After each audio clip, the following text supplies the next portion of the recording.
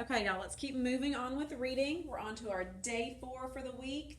Almost there, almost test day. Let's look at some more amazing words. We got social.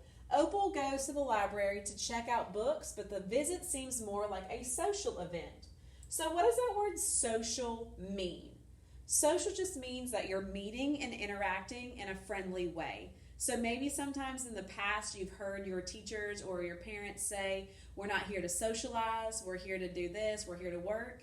That's what that means. They're trying to say, we're not here to talk and hang out, we're here to get work done. So that's what social means. Social means to meet and interact in a friendly way, kind of like you are with your friends.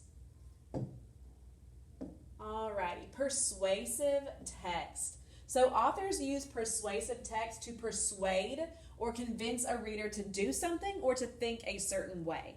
So when you're writing something persuasively, you're trying to get someone to either do something you want them to do or think a certain way about something. What forms of writing are used to persuade the reader to think a certain way about a topic or take action? So what kinds of things can you think about that try to persuade you to get something or to buy something or to do something or to think a certain way? What about commercials? Commercials, right?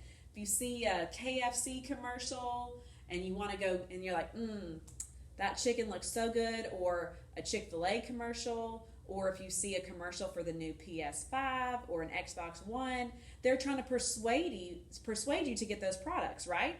So commercials are a type of persuasion. Okay? What should a reader keep in mind when you are reading a persuasive text? So when you are reading something or watching something that you know is meant to make you think a certain way, you should always make sure that you keep your own thoughts and your own beliefs kind of in the forefront of your mind. Because just because someone is trying to persuade you to do something doesn't necessarily mean that you have to sway in their way of thinking or agree with them. You can always disagree when someone is trying to persuade you to think a certain way or to do something. You don't always have to go along with it. So make sure that when you are reading persuasive text that you keep that in mind, that that's what they're trying to do. They're trying to get you to think a certain way. So make sure that you keep your own personal thoughts and your beliefs right in the forefront of your mind so you can make your own opinions about things. How could you apply what you know about persuasive text when you want to convince someone or something? So if you are trying to convince your friend to come sit with you at lunch instead of a different friend, what are you going to do? Are you going to tell them all the bad things that could happen if they come sit with you at lunch? Or are you going to focus on all the positives? Right, you're going to focus on those positives. Hey, if you come sit with me at lunch, we can sit down faster and we can talk longer and we're closer to the trash can so we can throw our food away first and then we can get in line first together. Right? You're going to rattle off all those important things and those positive things that they could get out of if they were to come sit with you. You're not going to tell them all the bad things that could happen. We could get in trouble because we'll talk too much. We could not eat our lunch because we're talking too much and we're not eating. Right? You're going to tell someone all the good things when you're trying to persuade them, not the bad things. Alrighty. I'm going to go ahead and pull up our paired selection for the week.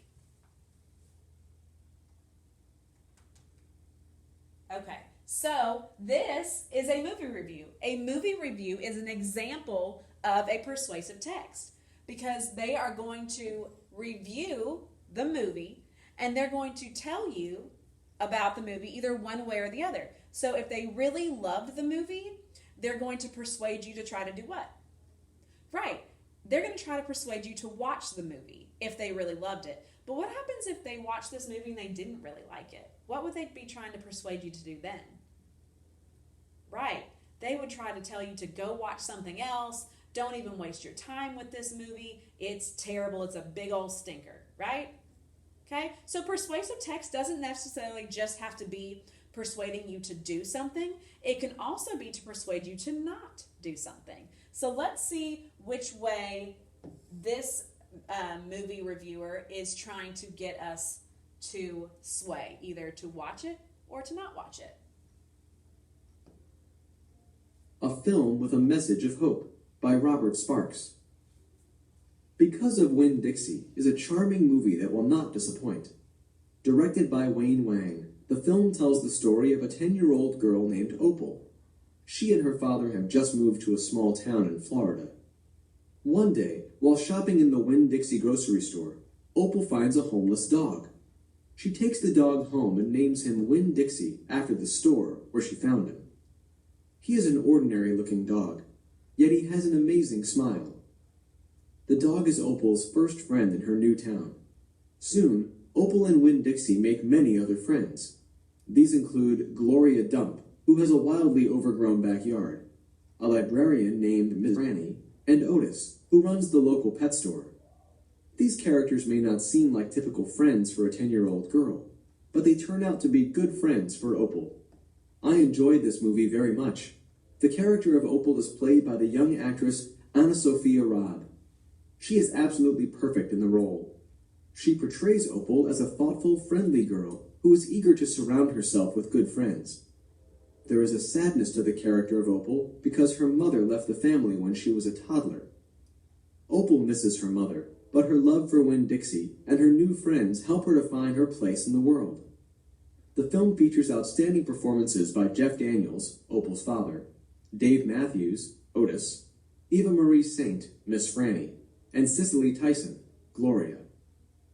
The movie is based on the award-winning children's book by Kate DiCamillo. Like the book, the movie Because of Winn-Dixie offers a message of hope and optimism. The movie seems to tell us that no matter what has happened in the past, we can all have a happy future. With a strong cast, a delightful story, and an adorable dog, this is a movie that you won't want to miss. This is a wonderful family film with a positive message. Because of Winn-Dixie, starring Anna Sophia Robb, Jeff Daniels, Cicely Tyson. Running time 1 hour 37 minutes. Directed by Wang. Okay, so just by listening to that, do you think the author is trying to persuade us to watch the movie or to skip the movie? Right. He is trying to get us to watch that movie. All of that positive language that he used in his review is trying to show us all the good things about the movie that get us and our interest sparked to go watch it.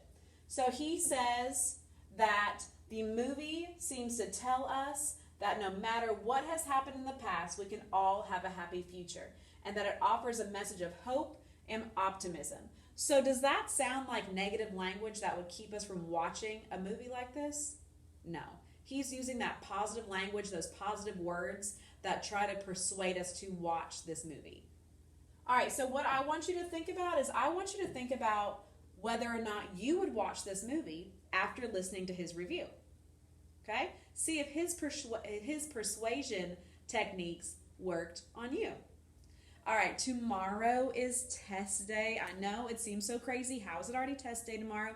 But you are going to do fantastic. Please make sure that you review your vocabulary words, your spelling words, and also review your grammar that is also on that study guide in your weekly study materials folder in Schoology. Good luck, guys. You're going to do great.